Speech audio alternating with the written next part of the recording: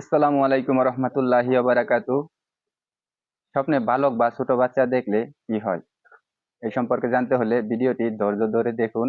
টেনে টেনে দেখেন না, তাহলে ভালোভাবে জানতে পারবেন না। কথা না বাড়িয়ে মূল আলোচনায় প্রবেশ করা যাক।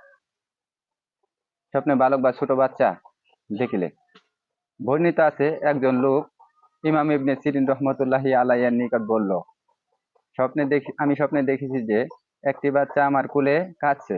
উত্তরে তিনি বললেন, সাবধান, মহান আল্লাহ তাআলাকে ভয় করো, লাঠি দ্বারা তাকে মেরো না। কেহ বলেন, ছোট্ট বাচ্চাদেরকে স্বপ্নে দেখা হালকা ধরনের চিন্তা ফিকিরের ইঙ্গিত করে। যদি আপনি ছোট বাচ্চা দেখেন কিন্তু বাচ্চাটা ছেলে না মেয়ে আপনি বলতে পারলেন না, তাহলে হালকা ধরনের চিন্তা ফিকিরের আলামত বহন করে। কেহ বলেন, ছেলে বালক স্বপ্নে দেখার অর্থ হলো দুর্বল শত্রু, যার সূচনা হবে বন্ধুত্বের মাধ্যমে এবং যার পূর্ণতা লাভ করবে শত্রুর মাধ্যমে। তো আপনি কি করবেন? আল্লাহ তাআলার কাছে বেশি বেশি করে আশ্রয় চাইবেন। আল্লাহ তাআলা আপনার সমস্ত ঝামেলা মিটিয়ে দিবে।